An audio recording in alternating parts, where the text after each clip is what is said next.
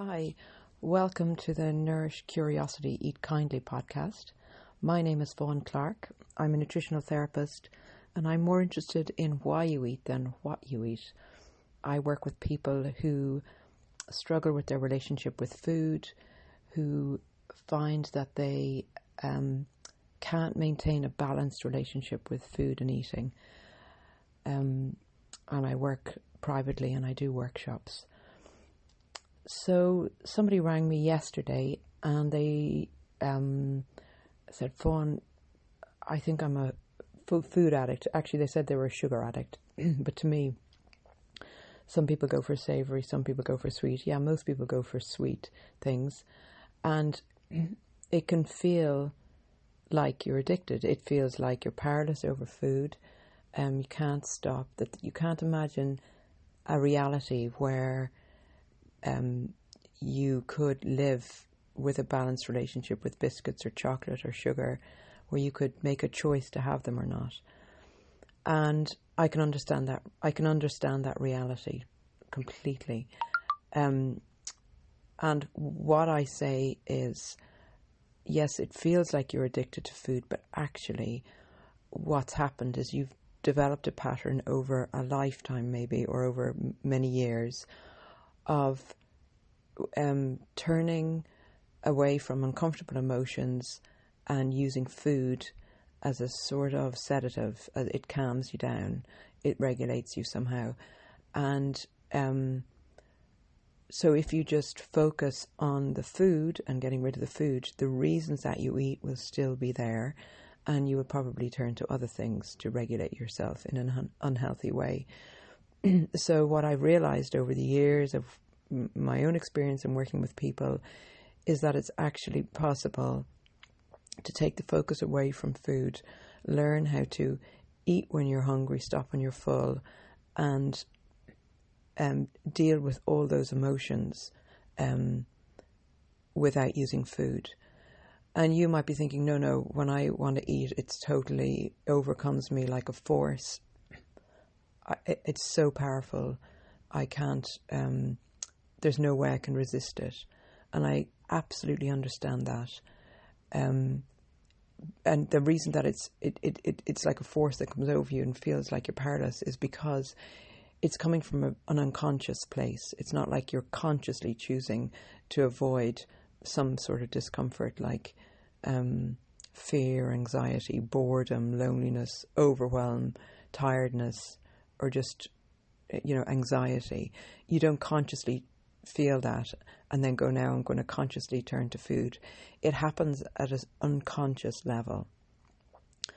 So the way I work is about trying to make the unconscious processes in us conscious, so that food stops being the issue.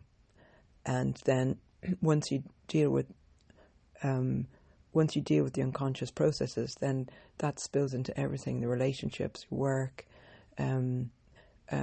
just the way you are with yourself.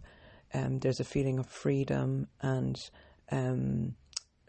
endless possibilities, because when we are when we feel like we cannot deal with what's going on inside us, life becomes quite limited. We feel like there's lots of things we're scared to do because it'll push us over some edge that we're scared to go over. And so life becomes quite restricted. In essence, what happens is we sort of fear ourselves. We fear those parts of ourselves that we don't feel we can handle. So what happens is really food becomes the doorway to this part of us, and food leads to a lot of freedom. I've heard a saying, a relationship with food can either break us open or break us apart. If we allow it to break us open, we can come to know a huge amount of freedom in life and do things that we never thought we would be able to do, like maintain a healthy weight, like be able to go and have a piece of chocolate if we want to or not, be able to on some days have an ice cream if we want to, or maybe you just don't eat sugar at all, but you don't eat it because You eat it because you want to be kind to yourself. Not you avoid sugar because you want to be kind to yourself, not because you fear yourself. There's a big difference. And the whole intention behind that is kindness and self-care, as opposed to fear and fearing ourselves. So that's what I said to this person who rang me, I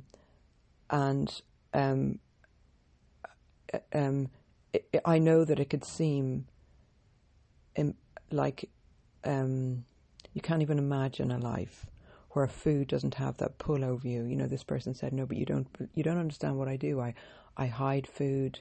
I keep it a secret from my wife. It's become a real issue in my marriage. And I completely and utterly get that. When there's something like that we're drawn to unconsciously, and it causes us to go so unconscious that it leads to consequences in all aspects of life, it's just so destructive. It's really hard to have a relationship when there's that relationship. You know, it's hard to have a relationship with another person when there's that relationship going on with food all the time, and it has this power over us that we can't even fully describe.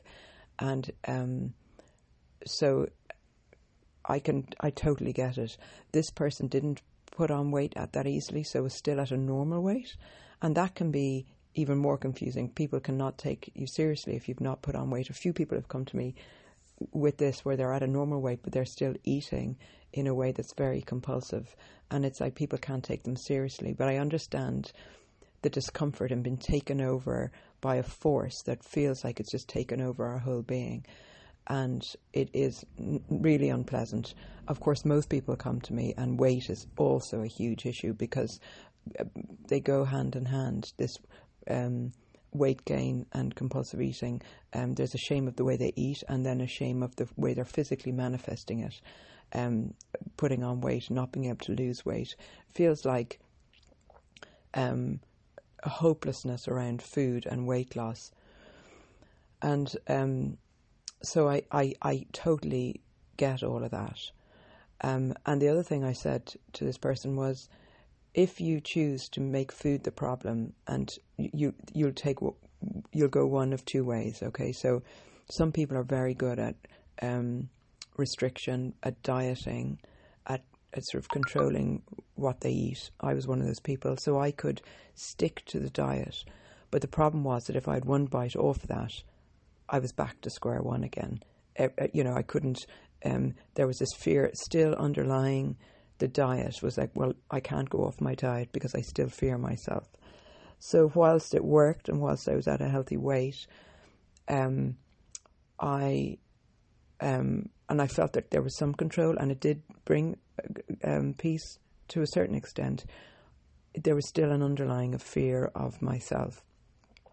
And I didn't have the freedom really to go and enjoy the pleasure of food or indulge a desire around food, because then I couldn't stop that behaviour, or I felt like I couldn't stop that behaviour. So that's one approach, where you do the diet, you do it well, but you're still very restricted by how you eat, what you eat, how much you eat, when you eat, all that sort of thing.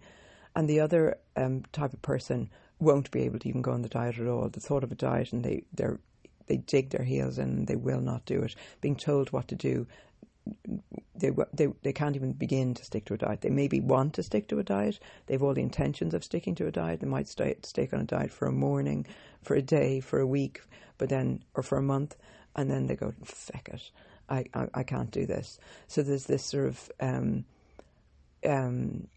they try and fail countless times to be on diets, and then they give up, say that they're hopeless, that they have no willpower, that they can't do diets. They really are hopeless around food, that they are really a food addict. Both these approaches, whether you can stick to the diet or you can't stick to the diet, both are coming from the place of food as the problem. Okay, so I did that for many, in fact, decades. I was like that, either not on a diet or on a very strict diet. And then I decided to see if I could take the focus off food and learn to come back to listening to my body. Am I hungry? Can I eat with kindness and in a balanced way? And get to the reasons that I want to eat in a compulsive way, take the focus off the food altogether.